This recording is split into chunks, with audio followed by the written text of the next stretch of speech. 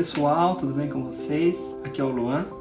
Faremos mais um culto online, que você possa desde já preparar seu coração, que você possa desde já se abrir para aquilo que o Espírito Santo vai falar com você essa noite. Estamos vivendo um tempo de incertezas, um tempo de, de preocupações, de ansiedade. E o que Deus colocou no meu coração nesse momento para abrir esse culto foi sobre fé. Como anda a sua fé? Ele me levou a ler aquele versículo, que todo mundo conhece essa passagem. Está lá em Romanos 10, 17, que diz assim: portanto, a fé vem por ouvir, isto é, por ouvir as boas novas a respeito de Cristo. Ele fala que a fé vem pelo ouvir. E a pergunta que eu faço para você agora é: o que você tem ouvido? Ele fala que vem pelo ouvir e ouvir a palavra de Deus. Paulo, quando ele fala isso em Romanos, ele talvez queria dizer que se você quiser ter fé, se você quiser desenvolver sua fé, o primeiro passo é ouvir. Não é ouvir o que o noticiário está falando, não é ouvir o que os números apontam, não é ouvir o que seu prefeito, o seu governador, o presidente ou, sei lá, a autoridade está dizendo numa live. É ouvir a palavra de Deus. E o que é a palavra de Deus? Lá em João, quando ele começa o Evangelho, ele fala em João 1:1, ele fala assim, que o verbo estava com Deus, o verbo era Deus e o verbo se fez carne. Então, se você quiser ouvir, se você quiser ouvir da palavra, você tem que ouvir o que Jesus diz. A palavra é a Bíblia é a palavra de Deus que está conosco, que é a história de Deus com seu povo, mas a palavra é um verbo e ela se fez carne e ela se encontra em Jesus. Então, o primeiro passo para você desenvolver a sua fé é ouvir e ouvir o que Jesus diz. Não ouça o resto. Então, ignora o que você tem ouvido. Se ele fala, a fé é não ouvir, o que é o não ouvir? O não ouvir a palavra de Deus é ouvir as outras coisas. Então, a fé vem pelo ouvir. Então, não existe ouvir outras coisas na fé, no ambiente de fé. Existe apenas ouvir a Deus. O segundo versículo que eu quero ler, 1 João 4:17, que diz assim: à medida que permanecemos em Deus, nosso amor se torna mais perfeito. Assim, teremos confiança no dia do julgamento, pois vivemos como Jesus viveu nesse mundo. Esse amor não tem medo, pois o perfeito amor afasta todo medo. Se temos medo, é porque teremos o castigo. Isso mostra que ainda não experimentamos plenamente o amor. 19 diz: nós amamos porque Ele nos amou primeiro. O primeiro passo é como você vê a sua fé. Você não ouve o exterior, você ouve a Jesus. E como você desenvolve a sua fé? O segundo passo para você desenvolver a sua fé é no ambiente de amor. Se você não tiver a convicção, a plenitude, o firme conhecimento e a sabedoria de que você é amado, você nunca vai desenvolver uma fé firme. Muita gente diz assim: o medo, o contrário de medo é paz. E não é. O contrário de medo é amor. Por quê? Por exemplo, se eu tenho um vizinho, ele tem um cachorro muito bravo, eu tenho medo de passar na frente da casa dele, eu tenho medo. Mas se ele me chama para entrar na casa dele, esse cachorro vem, começa a me lamber, começa a brincar comigo, eu desenvolvo amor. Logo, quando eu passar na frente da casa dele todos os outros dias da semana, eu não vou ter mais medo do cachorro, porque eu sei que ele é amoroso. Então, se você tem medo de Deus, e possivelmente você ainda não entendeu o quanto você é amado. A fé, ela vem se desenvolver num ambiente de amor. Então, ela ignora o ouvir, ela ignora o medo. A fé, ela vai ignorar duas coisas. E hoje o que mais a gente ouve é: pense positivo. O contrário de medo, o contrário de negatividade é pensar positivo. Eu concordo que o fato de pensar positivo nos torna sadios mentalmente, mas isso ainda não é fé. Por quê? Pensar positivo é: vai dar certo. A fé diz: já deu certo. Quando Jesus ele fez aquele sacrifício na cruz, Deus descarrega a ira sobre ele e ali estava tudo o que era de incerteza. Jesus não foi ali apenas comprar a sua salvação, que embora tenha sido o maior dom que ele nos deu, ele já compra desde já uma vida que Paulo vai nos falar que é reinar em vida. Quando você entende, por quê? Porque eu digo isso, que quando você se batiza, quando você se decide a viver com Jesus, você morre para o pecado. Se você morre para o pecado, significa que a vida que você vive é uma vida em Cristo. Em Cristo ele já é vencedor, em Cristo ele já conquistou, em Cristo ele já venceu. Então a gente já somos vencedores, já vencemos, já conquistaremos e só estamos esperando o dia em que estaremos com ele. Isso é fé. Sabe, o contrário de amor não é ódio, é medo. Ódio, o contrário de ódio é paz. O contrário de fé não é medo. O contrário de fé é não acreditar. Eu acredito, eu tenho fé, eu tenho amor, eu não tenho mais medo. Então você tem que, para desenvolver sua fé, você tem que primeiro só ouvir o que Jesus diz e segundo, se desenvolver no ambiente de amor que ele te deu. E o terceiro passo que 1 João vai falar no capítulo 4, versículo 19, ele fala: ele nos amou primeiro. Você só vai entender que você é amado e capaz de amar e desenvolver sua fé quando você entender que Deus nos amou primeiro. Todas as outras coisas são frutos de consequências, de permissão e de amor dele. Ele nos amou primeiro. Isso é fé. Para finalizar, eu gostaria que você entendesse assim: nós não somos um corpo que andamos em ambiente espiritual. Nós somos um espírito que habitamos um corpo. Quando eu falo em espírito, nós já somos. Você já é amado. Deus já te comprou. Deus já pagou o preço por você. Sabe o que a fé diz? Eu já sou. Eu já estou. Eu já consegui. Sabe o que o pensamento positivo vai falar? Talvez eu consiga. Eu acho que eu vou conseguir. Vai dar tudo certo. Enquanto ele fala, vai dar, a fé diz, já deu. Isso é fé. Esse ambiente de fé é o que você precisa desenvolver. Você pega a esfera do céu, onde tudo já aconteceu, onde Cristo está sentado à destra de Deus, e você traz essa realidade, eu já sou, para a terra. Isso é fé. Fique com Deus, que essa palavra te abençoe. Eu vou fazer a oração para a gente abrir antes de passar para o louvor. Pai querido, Pai amado, Deus eterno Pai, nesse momento de incerteza, nesse momento de preocupações, nesse momento, ó Pai, onde não sabemos o que vai ser de nós. Eu vejo o Senhor em cima do mar, olhando para Pedro e falando: se tu creres, vem. Pedro só creu e foi. Então que a fé de Pedro esteja em nosso coração agora, para que possamos passar por esse momento, para que possamos passar por essa dificuldade, por mais esse momento na história, Pai. E que possamos, com a nossa fé, os nossos olhos fixos em Ti, com a Tua palavra, em nossos corações, nesse ambiente de amor, ó Deus, cruzar por tudo isso que todos os outros estão cogitando, falando, acontecendo. Isso é fé. A fé ela é inabalável quando ela está no ambiente de amor. Então, ó Pai, que todo mundo agora, nesse exato momento, sinta o amor que foi amado. Corações que nesse momento estão frustrados, corações que nesse momento estão amedrontados, corações que nesse momento, papai, não entenderam a Tua palavra. Mostre a cruz para eles. Mostre a cruz para eles, mostre a Sua obra, mostre a Sua ira descarregada sobre o próprio Deus. O Senhor nos poupou da Sua ira e descarregou sobre Tu mesmo, para que nós possamos entender o quanto somos amados. Isso é fé, Pai. Vem sobre cada um, que o Espírito Santo, nesse exato momento, traga fé sobre os corações. O Senhor fala que se a nossa fé for do tamanho de um grão de mostarda, nós moveríamos montes. Então, Pai, tire as palavras que eu vou conseguir, eu vou passar, eu vou dar conta, para a palavra assim, já fiz, já sou, já passei. Coloca aí essas palavras em nossos corações, pois a Sua cruz, ela não foi uma cruz de talvez, ela foi uma cruz de é. Em nome do Senhor Jesus, esteja sobre os nossos corações nesse momento, esteja sobre as nossas casas, sobre as nossas famílias. Eu oro e agradeço. Amém. É isso aí, galera. Eu creio que você já foi abençoado, que a sua fé foi avivada nesse momento e que seu coração esteja tranquilo mediante a fatos, a dados e qualquer outra coisa que vier ao seu coração. Ouça, desenvolva e entenda. Você é amado. Eu passo agora para o louvor. Deus te abençoe.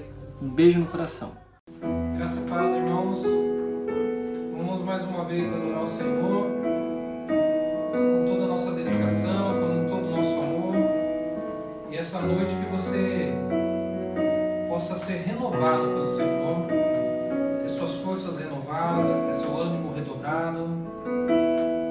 E que essa noite você também possa agradecer ao Senhor. Seja grato por tudo que o Senhor tem feito por você, pela sua família, nesse momento de crise. E lembre que o Senhor está no barco. Amém? Renova-me, Senhor Jesus. Já não quero ser igual.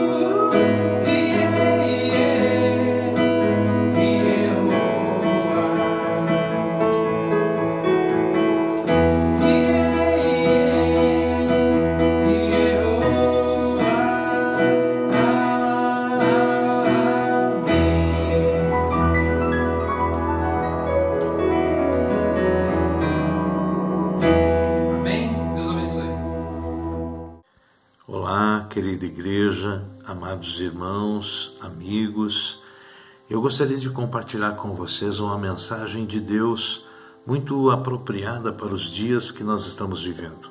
Ao meditar nesta palavra, nesta mensagem, eu pude extrair alguns pontos que eu quero compartilhar com os amados. Que esta palavra possa abençoar a sua vida, possa edificar a sua fé, possa nos mostrar algo verdadeiro da parte de Deus. Que seja a vontade de Deus, que sejam as palavras de Deus e não a minha vontade nem as minhas palavras a serem trazidas aqui aos teus ouvidos. O nosso texto está no Salmo 81, inicialmente nos versos 6 e 7, onde a palavra nos diz o seguinte: Deus diz: tirei o peso dos seus ombros, suas mãos ficaram livres dos cestos de cargas. Na sua aflição vocês clamaram e eu os livrei. Do esconderijo dos trovões lhes respondi. Eu os pus à prova nas águas de Meribá. Esta passagem, amados, ela refere-se a uma situação ocorrida lá em Deuteronômio, no capítulo 20, chamado de as águas de Meribá. Ali foi onde o povo hebreu estava com Arão e Moisés no deserto, depois de Deus tê-los retirados do Egito. E o povo então ali, sentindo sede, se sentindo isolados num lugar árido, deserto, eles começaram a murmurar e a reclamar. Então eles formaram uma assembleia. Eles se colocaram diante de Moisés e Arão e fizeram as suas reclamações. Então, vamos ver em Deuteronômio 20, nos versículos 4 e 5, o que o povo reclamou a Moisés e Arão. Eles disseram o seguinte: por que vocês trouxeram a assembleia do Senhor a este deserto, para que nós e os nossos rebanhos morrêssemos aqui? Por que vocês nos tiraram do Egito e nos trouxeram para este lugar terrível? E continuaram murmurando e reclamando. Então Moisés e Arão se afastaram da assembleia, se dirigiram ao templo, à tenda ali onde eles adoravam ao Senhor, se prostraram com seus rostos em terra. E ali a glória de Deus surgiu e Deus falou a Moisés. E Deus disse a Moisés: Moisés, tome a sua vara e juntamente com seu irmão Arão, reúna toda a comunidade e vá diante deles. E toque com esta vara naquela rocha, e dela verterá água. E todos saciarão a sua sede, e também darão de beber a todos os seus rebanhos. E assim Moisés agiu, e diante de todos ele tocou naquela rocha, e dela surgiu água, verteu muita água. E então aquele povo reconheceu que Deus é Deus, que Deus não é humano, mas Ele é sobrenatural, Ele é o Criador, o Todo-Poderoso. E eles reconheceram a falta de fé, a falta de confiança no Senhor. Mas eles precisavam passar por aquela prova. E Deus agiu de forma sobrenatural para que o povo pudesse voltar os seus olhos a Deus e voltar a confiar nele. E então, será que aquele povo foi aprovado? Será que a prova nas águas de Meribá foram o suficiente para aquele povo? O primeiro ponto que eu gostaria de ressaltar é sobre o que o texto nos diz, sobre a bondade de Deus. Ele tira o peso do fardo, ele nos livra das nossas aflições, ele rompe algemas e liberta. Quando você clama e busca o Senhor de todo o seu coração, Ele te ouve e Ele te socorre. O segundo ponto é que Deus coloca o seu povo à prova, e Ele fez isso com os hebreus. Ele fez isso e tem feito com todos nós. As águas de Meribá foi uma prova que Deus colocou ali diante dos hebreus e foi para todos nós uma grande lição, uma lição importante. As provas não são criadas para nos destruir, mas para nos ensinar, para nos tornar mais resistentes, mais fortes, mais preparados, para nos tornar mais confiantes e firmados na fé. Você não soltaria o seu filho num campo de batalha antes de prepará-lo, antes de prová-lo diante de situações reais, para que o seu filho pudesse ser bem-sucedido na batalha. Assim, nós somos provados e aperfeiçoados por Deus em todas as provações as quais nós passamos. Agora, nós estamos vivendo um momento como num ciclo de pandemias mundiais. Eu andei fazendo algumas pesquisas e encontrei no site da OMS, Organização Mundial da Saúde, pandemias mundiais, doenças que exterminaram parte de toda a população mundial. Essas doenças listadas ali no site da OMS foram as seguintes: a peste bubônica, mais conhecida como peste negra, que ocorreu no século XIII, de 1333 a 1351, na Ásia e na Europa. Essa doença foi transmitida pela pulga contaminada com o sangue dos ratos. 50 milhões de pessoas perderam as suas vidas. 50 milhões de pessoas foram vitimadas.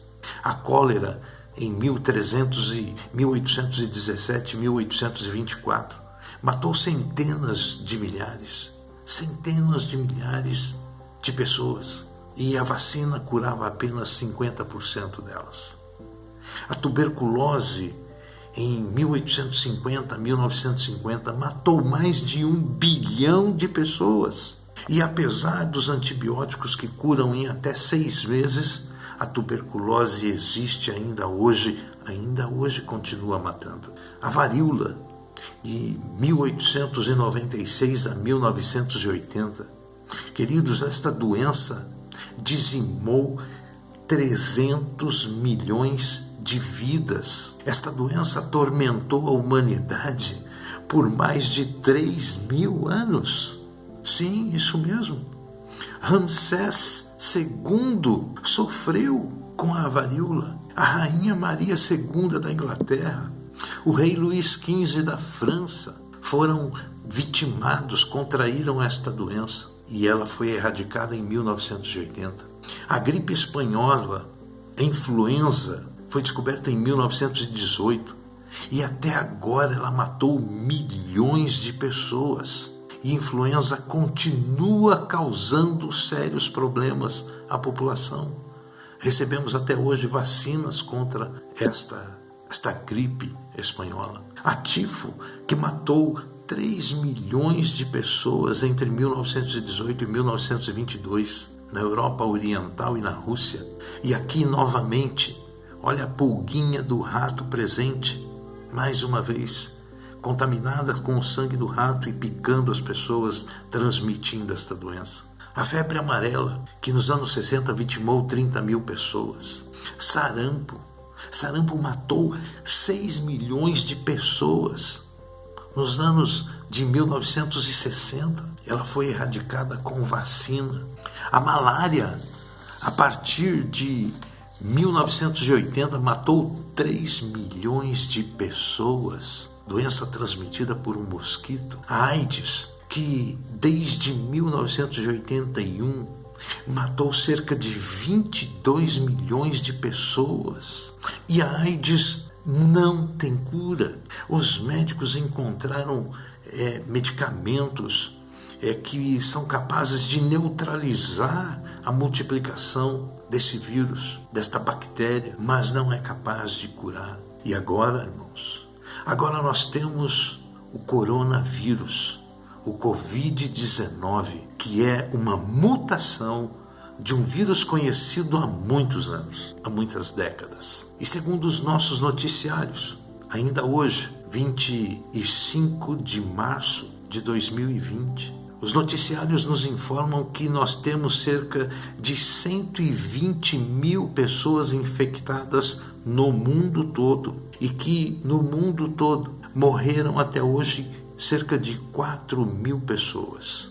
Então, amados, agora com este coronavírus, que é uma doença grave, séria, por incrível que pareça, nós temos comprovado a capacidade, a inconsequência, a irresponsabilidade de tantas pessoas, milhares de pessoas, que têm criado falsas notícias, mensagens, têm falsificado símbolos do Estado, do governo, falsificando informações e publicando no WhatsApp.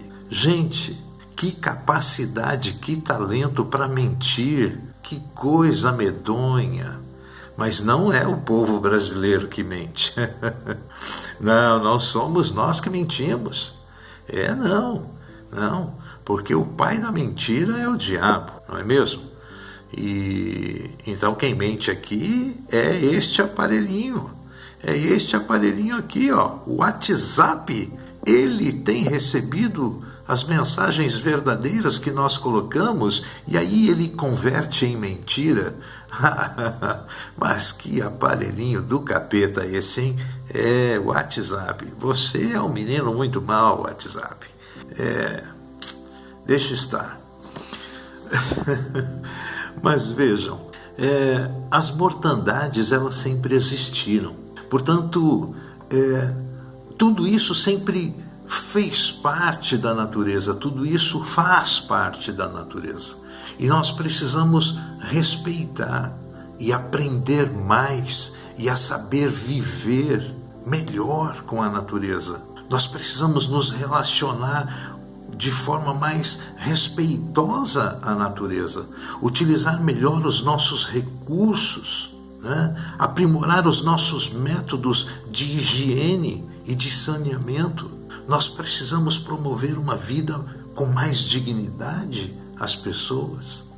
Não sermos gananciosos, egoístas e arrogantes, mas, essencialmente, desenvolver um relacionamento humanístico com as pessoas, com os nossos vizinhos, com as nações, e um relacionamento de intimidade com Deus, com Cristo Jesus, o nosso Senhor. É como se Deus nos perguntasse: será que vocês não aprenderam nada com a prova das águas de Meribá? Será que vocês não aprenderam com todas estas pestes, com todas estas pandemias que assolaram a humanidade? Será que Deus não está nos mostrando e nos alertando que nós somos capazes de provocar muito mais mortes do que a natureza? Será que Deus não está chamando a nossa atenção para nos voltarmos a Ele, à família e aos verdadeiros valores? O que é que nós estamos ganhando com o nosso egoísmo e vaidade, com o nosso orgulho e arrogância, com a avareza, com o status, com o poder, com a ambição, com a ganância? Pense nisso.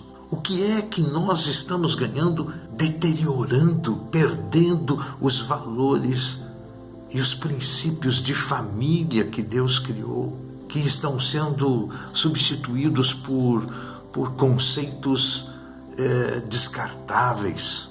Amados, vamos olhar para as coisas que estão acontecendo à nossa volta. Vamos ter uma visão com mais sabedoria de Deus e enxergarmos o que está por trás de tudo isso, o que pode acontecer durante e depois desta pandemia mundial. Daqui a cerca de 3 semanas, bilhões de pessoas no planeta não terão o que comer.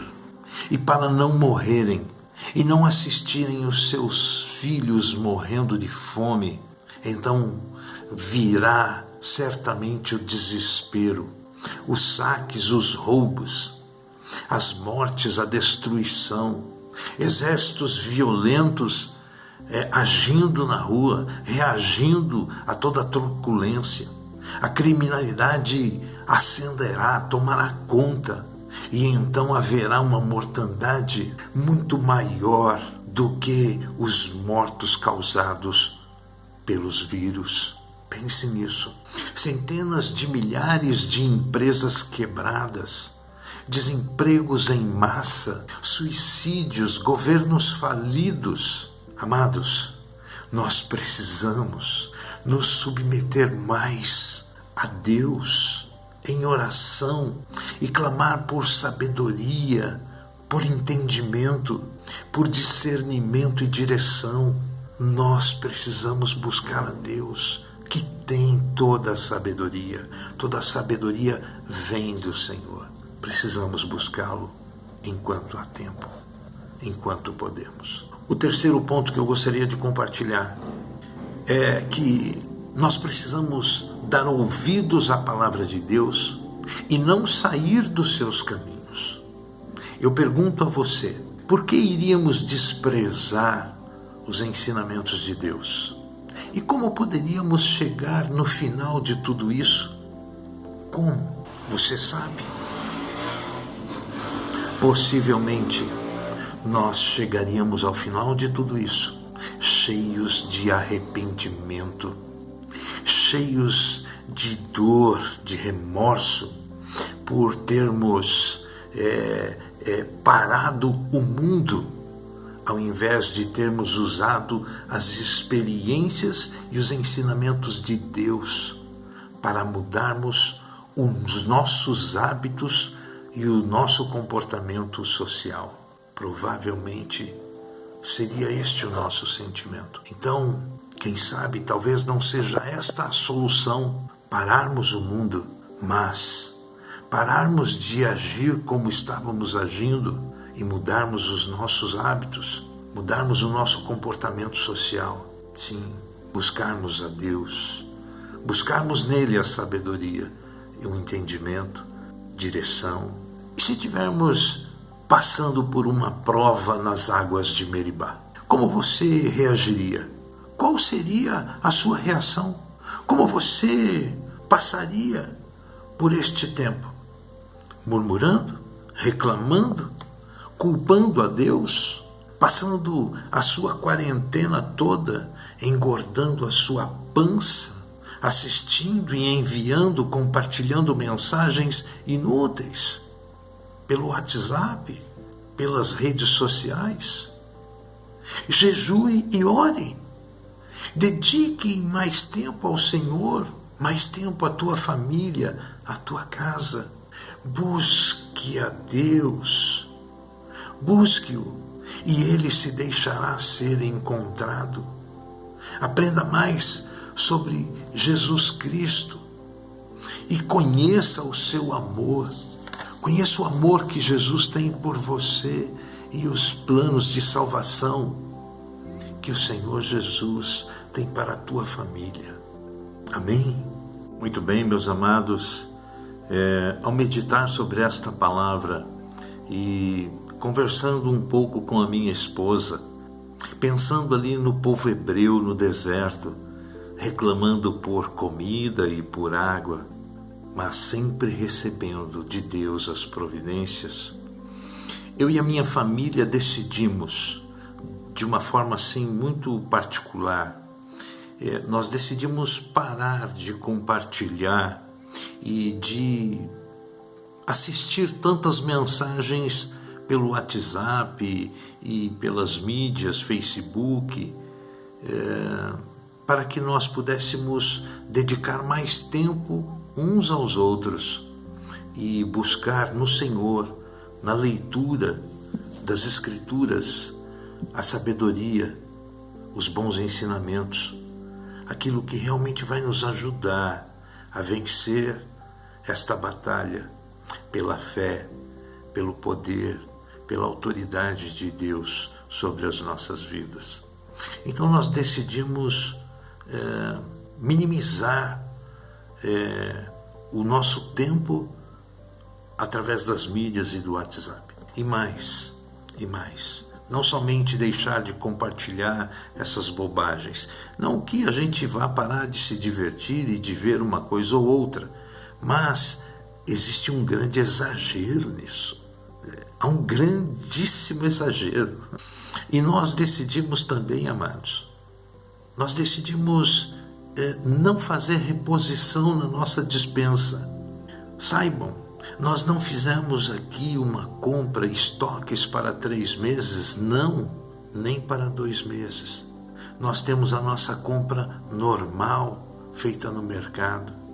E nós decidimos nesta manhã a não fazermos reposições nas nossas despensas e a vivermos durante este tempo com o que nós temos em nossa casa.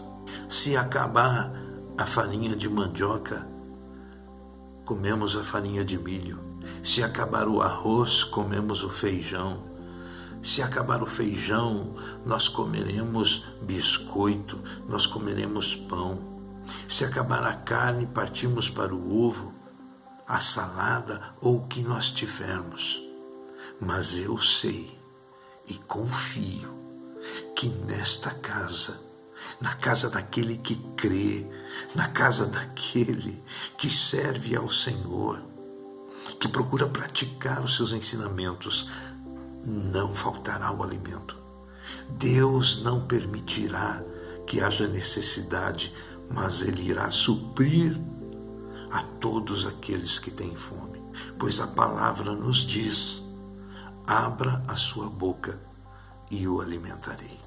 Então, amados, vamos retornar ao Salmo 81, agora para finalizarmos, nos versículos 8 e 10, onde continuamente a palavra vem nos dizer: ouça, meu povo, ouçam as minhas advertências.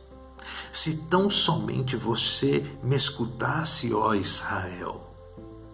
Não tenha Deus estrangeiro em seu meio.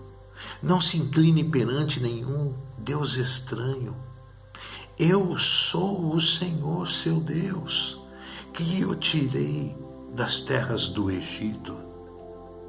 Abra a sua boca e o alimentarei. Abra a sua boca e o alimentarei.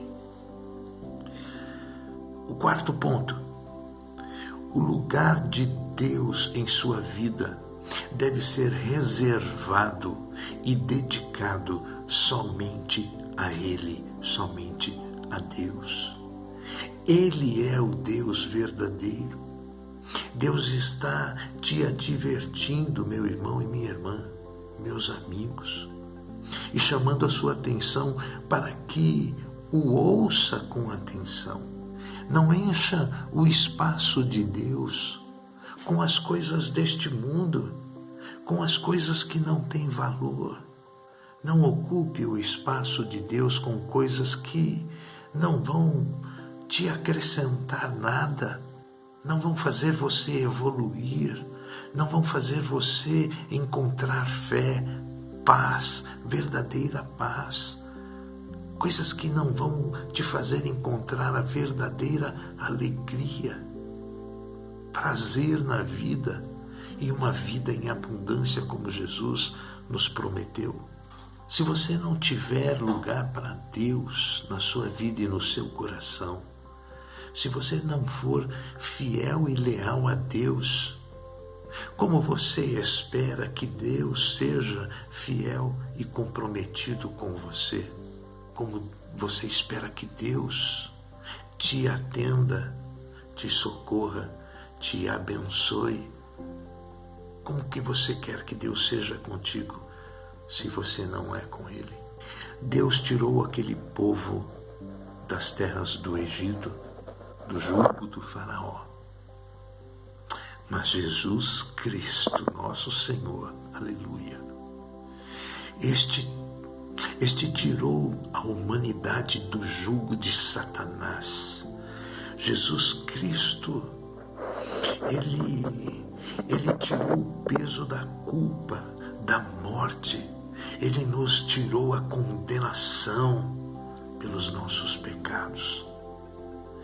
Jesus Cristo, através do seu sacrifício, da sua humilhação, do seu sangue vertido naquela cruz, ele nos redimiu.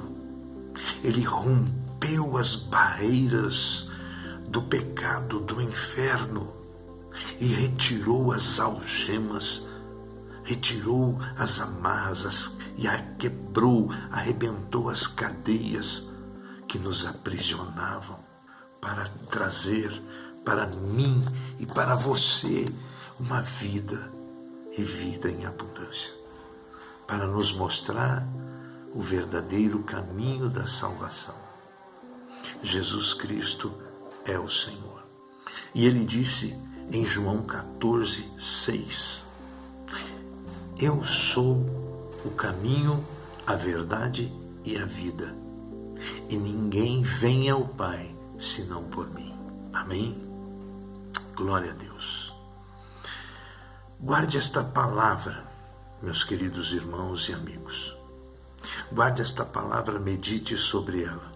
Perceba aqui e nestas circunstâncias, em tudo que está acontecendo, os propósitos de Deus, mesmo diante desta pandemia, para que nós possamos nos aproximar mais de Cristo, para que nós possamos nos aproximar mais uns dos outros e a darmos mais valor à família, à união, ao cuidado, ao estudo da palavra. É importante possamos refletir e para que nós mudemos de posição em relação ao que estamos fazendo com a nossa vida.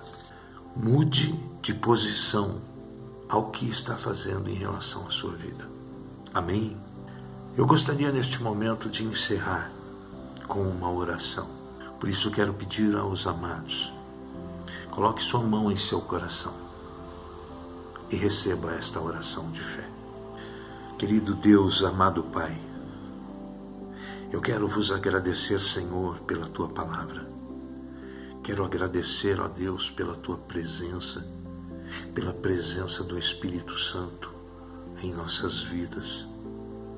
Quero Te agradecer, Deus, por mais este dia, por nos ter trazido até aqui, nos sustentado até aqui. Amado Senhor, estamos diante de mais uma pandemia, de mais um ciclo em que a natureza mostra o seu poder e o quão somos frágeis. Pai querido, nós clamamos a Ti pela vida de todos os enfermos, pela vida de todos os profissionais da saúde, principalmente, Senhor, que estão deixando suas casas, suas famílias, seus lares, seus filhos, seus pais, para cuidar dos enfermos, para cuidar de homens, mulheres que muitas vezes têm sido vítimas do seu próprio descaso, da sua própria imprudência, da sua própria descrença. Senhor, cuida destes profissionais, reveste-os com a Tua armadura, que o Senhor possa impedir que este vírus destrua, Senhor, esta fé, esta alegria, esta confiança que temos no Senhor.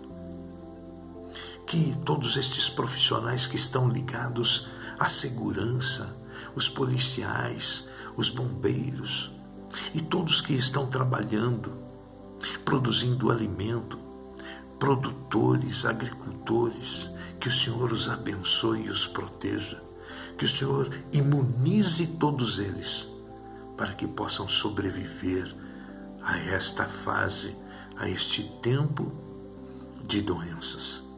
Pai, em nome de Jesus, eu coloco em Tuas mãos as nossas vidas e que o Senhor abençoe a vida de cada um que está me ouvindo neste momento, os seus lares, suas famílias, seus filhos. Abençoe a todos aqueles que neste momento estão também reconhecendo que precisam entregar a sua vida a Ti, que desejam mudar de vida, que desejam abandonar os seus vícios, os seus pecados e começarem a escrever uma história nova na sua vida. Que o Senhor os receba, que o Senhor os abençoe, que eles possam reconhecer os seus pecados, que eles possam Te reconhecer, Jesus, Senhor, como Senhor e Salvador das nossas vidas, como Filho de Deus vivo.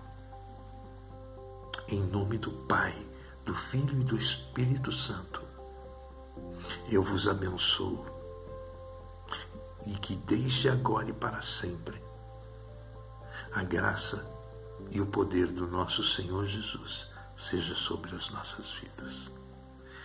Fiquem na paz do Senhor. Deus os abençoe e muito obrigado.